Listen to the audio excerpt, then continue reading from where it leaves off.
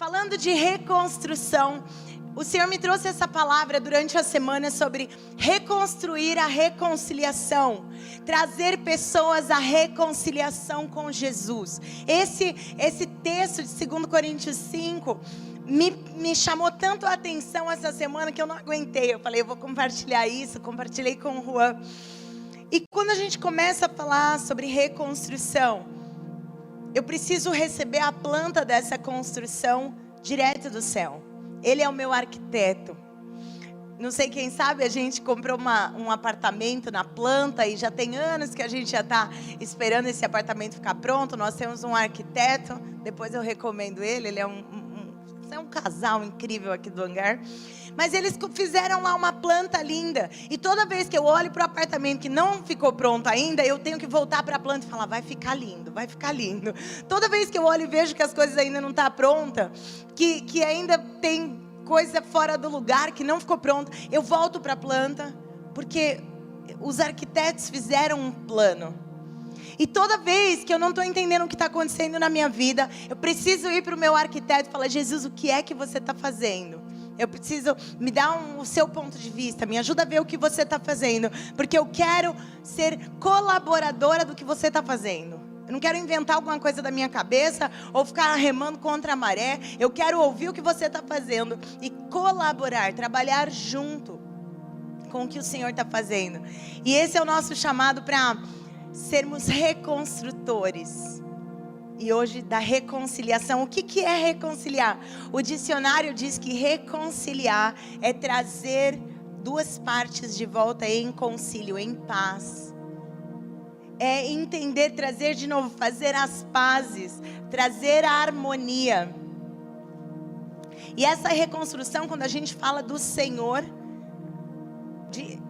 eu estou confundindo reconstrução com reconciliação. Vocês têm paciência comigo, que já é a terceira vez hoje. O Tico e o Teco estão cansados.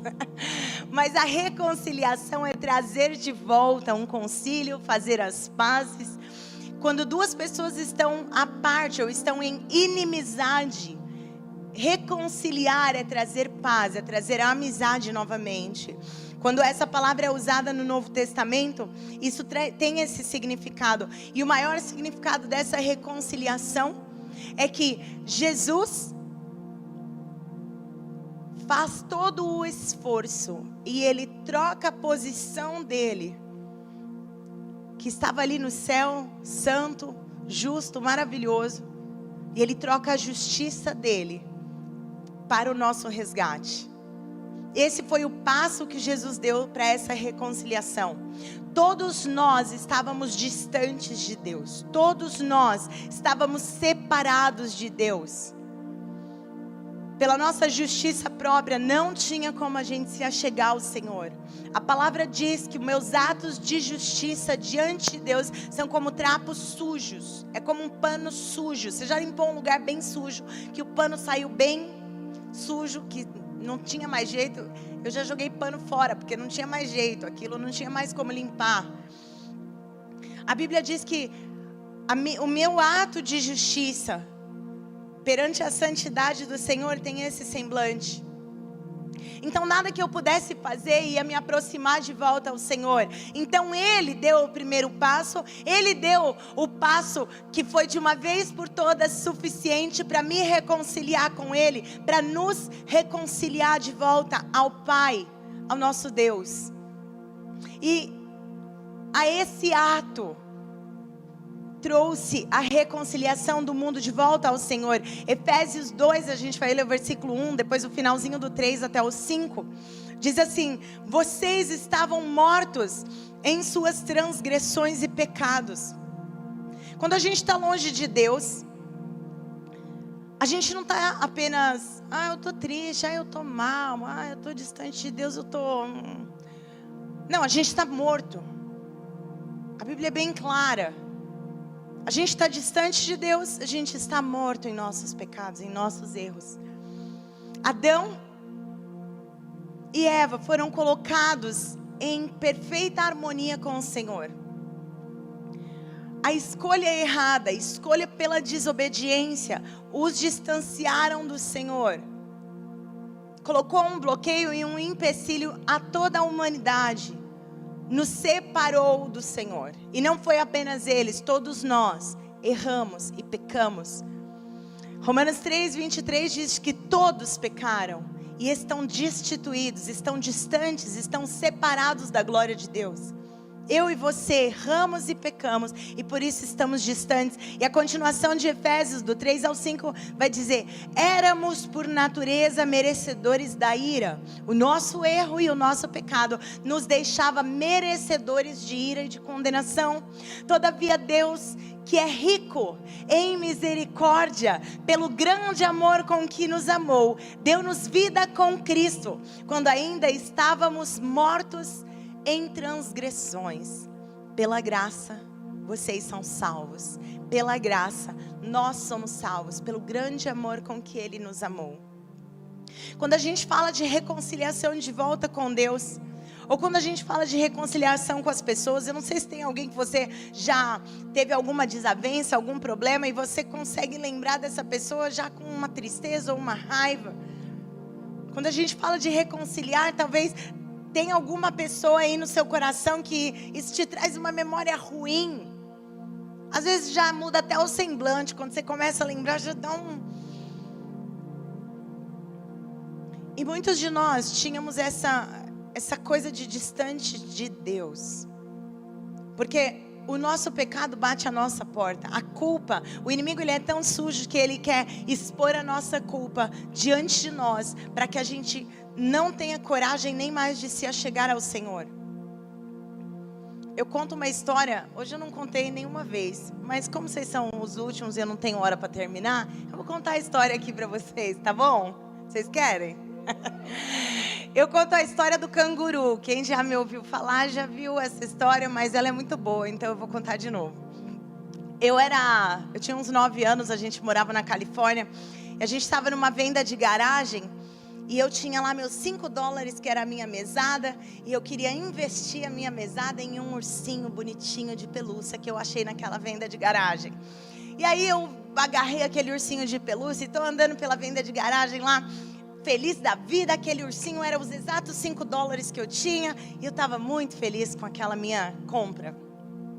Um amigo do meu pai, muito bagunceiro, tirador de sarro, achou um canguru grandão, feio, fedido e duro, de uma pelúcia pior que existe, e veio me mostrar: olha que canguru legal, você precisa ter esse canguru. Eu: não, obrigada, eu estou com meu ursinho aqui. E eu lá com meu ursinho, feliz da vida, e ele me... pega o canguru, ninguém nunca vai ter um canguru. Esse canguru é legal demais, esse canguru, você vai para a escola, ele é do seu tamanho, olha como ele é divertido, tem um bolsinho com um canguruzinho bebê, você precisa desse canguru. E ele foi falando aquilo ali, aí devagarzinho eu fui deixando meu ursinho, que eu podia pagar, que eu queria, que era bonitinho, e fui olhando o canguru, até que porque ele tanto insistiu, eu peguei o canguru. Meio feio, meio fedido, meio duro, meio sem graça, mas vou levar esse canguru legal. E já me convenceu. Peguei o canguru, entrei no carro toda feliz, só que o canguru era mais caro. Eu ainda fiquei devendo dinheiro para o meu pai, que teve que pagar ali, ainda tive que ficar devendo ali outras semanas de mesada. Sentei com o canguru no carro, o mesmo cara que falou para eu comprar um canguru apontou o dedo para mim e fez: ah, você comprou a coisa mais feia daquela venda de garagem. Como você fez isso? Aquele ursinho que você queria comprar era tão legal, e agora você comprou esse canguru feio, duro e fedido. Quem faz isso para uma criança? Por quê? Deus, por quê? Fulmina. Mentira, brincadeira. Quem faz isso para uma criança? E quando eu contei essa história para o Juan falou assim: é isso que o inimigo faz com a gente. Você sabe o que você quer? Você quer o Senhor, você quer a presença de Deus, você quer intimidade com Jesus, você quer estar na casa do Senhor, você quer servir o Senhor, você quer ser voluntário, você quer ter a sua nave, você quer ser um piloto, você quer servir o Senhor com tudo que existe em você. Aí vem o inimigo e fala: esse ursinho não, pega esse canguru feio. E vai te colocando propostas que você não queria, que você não desejava, que você sabe o que você quer o Senhor. E Ele vai insistindo tanto. E você vai abrindo mão daquilo que estava no seu coração, do Senhor, do teu relacionamento com Deus, para algo que não vai te satisfazer. E o mesmo inimigo que coloca isso e insiste, é aquele que vai te acusar e vai apontar o dedo para você. Muitas vezes nós não nos achegamos ao Senhor porque recebemos tanta culpa. O inimigo está apontando o dedo para nós. O inimigo está dizendo: olha aqui que você errou. Olha que você não vale a pena. Olha porque que você não deveria nem estar levantando a mão na igreja. O que você está fazendo aqui? Olha o que você fez. E esse acusador das nossas almas não merece um minuto da nossa atenção. Jesus, Ele se sacrificou. Eu posso voltar diante do Senhor e dizer: Jesus, me perdoa. Jesus, eu me arrependo. Jesus, eu quero me reconciliar contigo todas as vezes. Jesus, eu quero você. Então existe a situação de que eu sei que eu estou distante do Senhor. O inimigo está me acusando. Eu estou sentindo um peso, eu estou sentindo culpa. Mas ei, avance. Ei, Jesus já pagou o preço para você se colocar diante dEle. Ele te deu a autoridade para se colocar diante do trono do onipotente, do nosso Deus. Mas às vezes existem pessoas que não sabem que ofenderam o Senhor, não sabem que estão no erro, não sabem que pecaram. Eu tenho uma amiga, já de muitos anos, e ela me chamou para um jantar, porque ela precisava falar comigo. Eu não estava entendendo nada e na minha cabeça eu não tinha nada contra ela. Eu não tenho nada contra ela. No jantar a gente sentou juntos. E ela falou: olha, você me ofendeu. Você me magoou. Você fez isso, isso, isso. Você falou dessa forma, tal dia, em tal situação. E isso me machucou. E eu me assustei. Eu falei: mas... Não pode ser, eu nunca diria isso. Aí para dizer que eu estou errada mesmo, o marido dela falou: foi sim, eu vi, eu estava lá naquele dia, eu errei mesmo. Eu não vi que eu errei, eu não percebi. Eu machuquei, magoei, ofendi sem perceber. E aquele dia foi a oportunidade que eu tive de pedir perdão e de me reconciliar, ainda que eu não soubesse que eu havia ofendido. Alguns de nós estamos diante do Senhor sem saber que os nossos erros, as nossas transgressões nos colocaram nesse lugar de morte e nos afastaram do Senhor. Talvez você nem sabia. Não, mas eu procuro viver uma vida certa, uma vida justa. Mas a Bíblia diz que todos pecaram, todos nós. Todos nós, nenhum de nós éramos dignos de nos achegar ao Senhor. Todos nós erramos.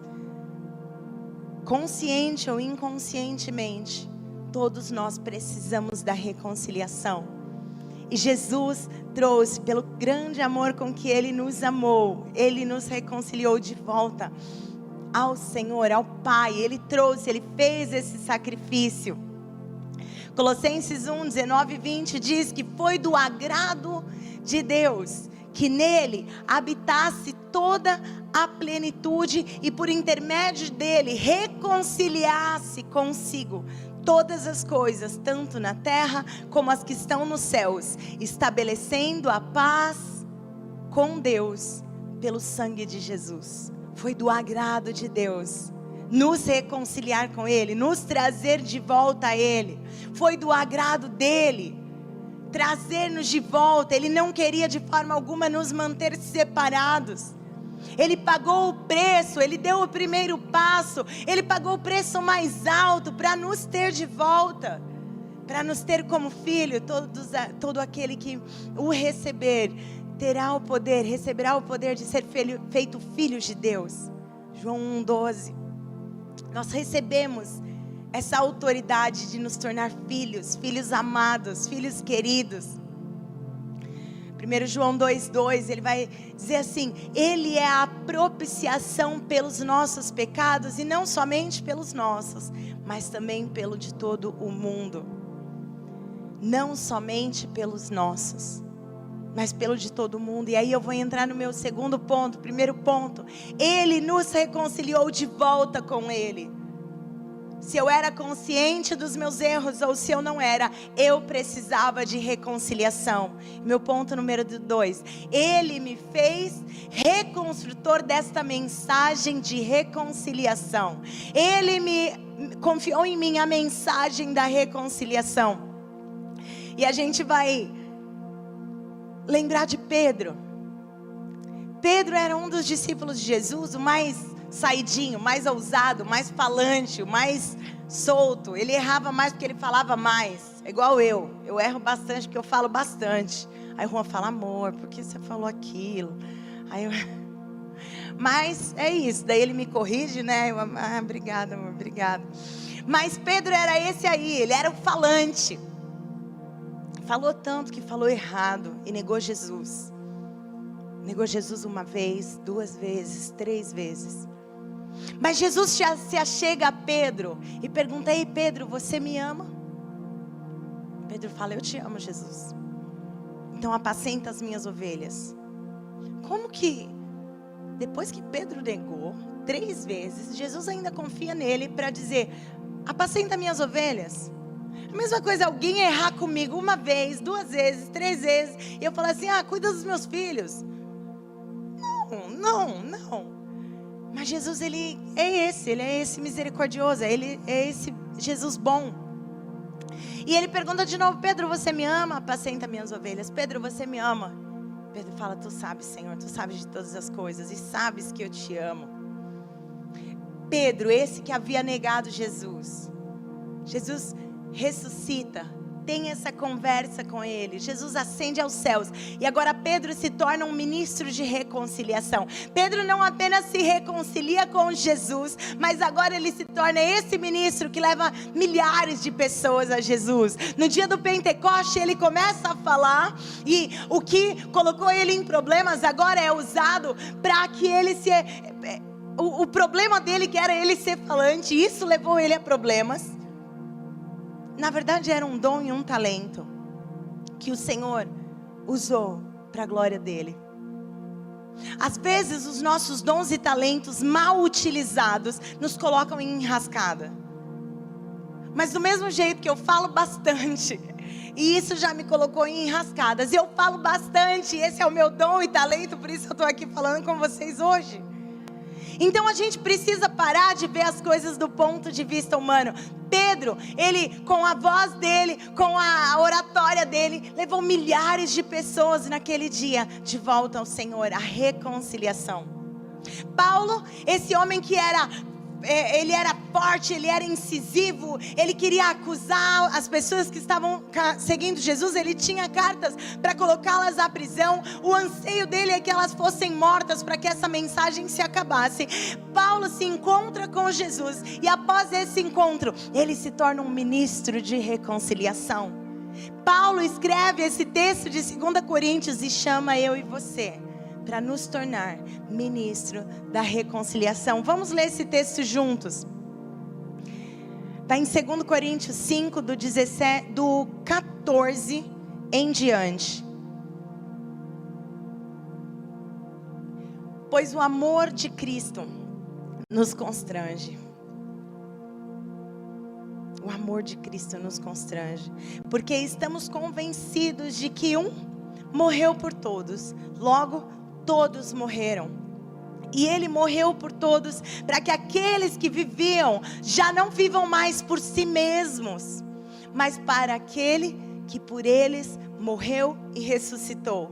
De modo que de agora em diante a ninguém mais consideramos do ponto de vista humano, ainda que antes tenhamos considerado Cristo dessa forma, agora já não o consideramos mais assim. Logo, todo aquele que está em Cristo se tornou a nova criação. A velha vida acabou e uma nova vida teve início. E tudo isso provém de Deus, aquele que nos trouxe de volta para si, por meio de Cristo, e nos encarregou de reconciliar os outros com Ele. Pois em Cristo Deus estava reconciliando consigo o mundo, não levando mais em conta os pecados das pessoas. Ele nos deu essa mensagem maravilhosa de reconciliação. Agora, portanto, somos embaixadores de Cristo. Deus faz o seu apelo por nosso intermédio. Falamos em nome de Cristo quando dizemos: reconciliem-se com Deus, pois Deus fez de Cristo, aquele que nunca pecou, a oferta pelo nosso pecado, para que por meio dele fôssemos declarados justos diante de Deus. Yes! Que mensagem, que texto, que palavra! Nós que estávamos mortos em transgressões. Quando a gente se aproxima de Deus, quando a gente se reconcilia com Ele, Ele não apenas nos recebe como filhos amados, mas agora Ele confia em nós a mensagem da reconciliação. Ele diz: continua, vai contar para as pessoas o que eu fiz na sua vida, vai testemunhar da minha bondade, do meu amor. Eu confio em você, a mensagem da reconciliação. Toda vez que Deus falava isso comigo: filha, eu confio em você para ser ministra da minha palavra, eu chacoalhava, eu tinha medo, eu não me sentia suficiente. Mas adivinha, eu não sou mesmo suficiente, Ele é suficiente. Eu não posso mesmo, eu não tenho justiça própria para isso, mas Ele é. E eu me rendo a Ele diariamente. Jesus me aperfeiçoa, Jesus me santifica, Jesus me guarda, Jesus me ensina a demonstrar o teu amor ao próximo, me ensina a ser uma boa mãe, uma boa esposa, me ensina a ser uma boa amiga, me ensina a te honrar aonde eu for. Porque para que eu seja essa mensageira da reconciliação, eu quero ser como Jesus. Esse texto, quando ele começa dizendo, ele fala: pois o amor de Jesus, o amor de Deus nos constrange. Não tem como alguém falar: ei, eu morreria por você. Isso já é bonito, né? Se eu falar: eu morreria por você. Se meu marido falar para mim: amor, eu morreria por você, eu ia ficar mais apaixonada. Mas Jesus não falou: eu morreria por você. Ele falou: eu já morri por você. Se você me aceitar, e se você não me aceitar, eu morri por você também. Mas se você me aceitar, você é feito filho de Deus. Se você me receber, a todos quanto receberam, deu-lhes o poder de serem feitos filhos de Deus. Se você receber, você se reconcilia de volta com o Pai. Você vive essa vida excelente nessa terra, mas não é sobre uma vida excelente. Não é apenas sobre uma vida abundante nessa terra. É sobre uma vida eterna prometida para nós, através de Jesus e do seu sacrifício. Essa semana, ontem, faleceu a mãe da Viviane. A Viviane é uma bênção aqui na igreja. Ela é uma voluntária. Ela é uma das líderes. Ela está junto na nave com o marido dela. Ela é uma bênção. E a mãe dela faleceu. E ontem eu estava muito comovida com isso.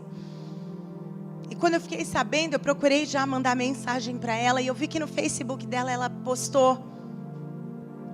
E ela fechou a frase, a postagem dela, dizendo: mãe, até logo, nos reencontraremos nas mansões celestiais. E não tem como isso não chacoalhar você. Não tem como isso não me chacoalhar. Esse mês que vem eu faço 40 anos. Minha mãe tem 70, minha mãe tem 68, meu pai tem 70. Eu sei que um dia eu vou despedir dos meus pais. Mas não é para sempre, não é na dúvida. É na certeza da vida eterna. E poder cumprimentar a Viviane, e poder mandar uma mensagem, e poder... Não é uma mensagem vazia, é uma mensagem: ei, estou orando por você. Para o Senhor te levantar, te dar graça, te dar força. Mas ei, nós a veremos na eternidade. Que esperança maravilhosa. Por quê? Porque um dia a mensagem chegou a ela, e um dia a mensagem chegou a Viviane, e um dia a mensagem chegou em mim e nos meus pais, e a reconciliação aconteceu, e não apenas para hoje e para agora, mas por toda a eternidade.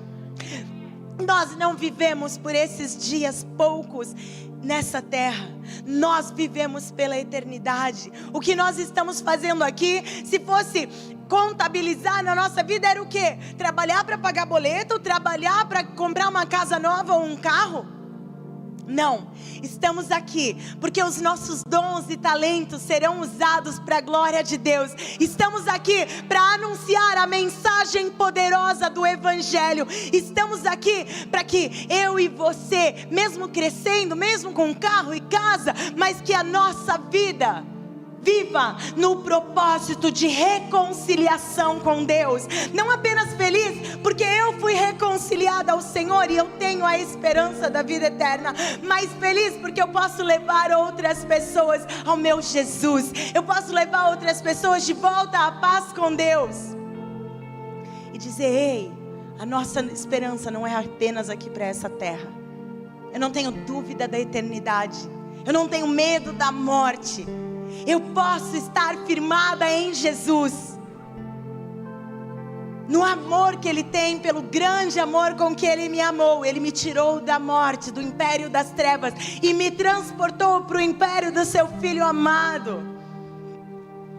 Eu não me coloco mais diante do Senhor com medo ou com vergonha, porque Ele não me considera mais do ponto de vista humano. Versículo 16 diz: de modo que de agora em diante a ninguém mais consideramos do ponto de vista humano. Ainda que antes considerávamos Jesus assim, agora não mais o fazemos. Sabe o que significa isso? Eu tenho um ponto de vista. Eu vejo você de uma forma, do meu ponto de vista. Muitas pessoas a gente tem considerado do ponto de vista humano. Assim como Paulo está dizendo que antes ele considerava Jesus do ponto de vista humano. Quem é esse? Quem é esse? Ele queria matar os seguidores de Jesus. Mas agora não mais. Não mais do ponto de vista humano.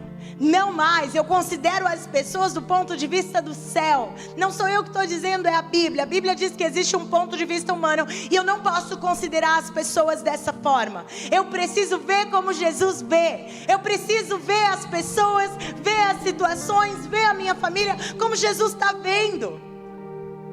Com amor, com graça, com perdão, com fidelidade, com bondade.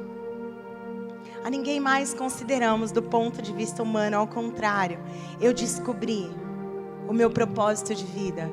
Eu descobri que Ele me chamou para reconciliação. Enquanto eu estou trabalhando, enquanto eu estou pagando os meus boletos, enquanto eu estou vivendo nessa vida, enquanto eu estou vivendo aqui, o Senhor está usando meus dons e talentos para a glória dEle. Me ouça hoje como uma voz do Senhor para você. Como uma profeta a você, dizendo: você é ministro da reconciliação. O que eu estou dizendo é apenas a Bíblia. E ela tem a força e o poder e a autoridade para que você viva e creia nisso. Você é ministro de reconciliação. Não é um dia que você fizer faculdade ou teologia. Não é um dia que você subir aqui, alguém te ungiu, um pastor. Você é ministro hoje, aonde você está, com quem você convive, com as pessoas que você cruza, com as pessoas que você vive. Você é ministro e você leva essas pessoas a se reconciliarem de volta com Deus. Ele te chama para reconstruir esse caminho. Somos reconstrutores de reconciliação. Somos reconstrutores de caminho. Isaías, eu vou fechar com esse texto. Isaías 57:14 diz: preparem o caminho para o Senhor. Tirem do meio da estrada as rochas e as pedras, para que o meu povo passe. O Senhor te chama para preparar o caminho para as pessoas se achegarem ao Senhor. Ele é o caminho. Você não é o caminho, eu não sou o caminho. Ele é o caminho, a verdade e a vida. Mas eu e você somos aqueles que vão abrir esse caminho, que vão demonstrar esse caminho, que vão viver esse caminho. E a partir da minha vida, da forma como eu amo as pessoas, da forma como eu me dou às pessoas, da forma como eu convivo com a minha família, eu demonstro o caminho e eu tiro os empecilhos, eu tiro as pedras. Eu não sou do grupo dos religiosos que tem as pedras nas mãos e estão vendo os pecadores, estão prontos para atacar pedras. Não, o Senhor não me chamou para julgar o mundo, mas para reconciliar o mundo de volta a Jesus. Esse é o meu chamado. Fiquem em pé comigo, eu tenho 2 apelos essa noite. 2 apelos, e que essa mensagem seja fortalecida, seja forte no seu coração, ao ponto de que essa transformação e essa reconciliação que chegou em você, alguém construiu o caminho para que o Evangelho chegasse até nós hoje. Homens e mulheres, mártires, entregaram a sua vida para que a mensagem chegasse em mim. A minha avó, pequenininha, jovem, adolescente, era xingada em praça pública para trazer esse evangelho para minha geração. E eu vou dar a minha vida para que o evangelho chegue nas próximas gerações. Esse é o seu chamado, esse é o seu propósito de vida. Enquanto você está trabalhando e fazendo família, você é chamado para ser ministro de reconciliação aonde você for.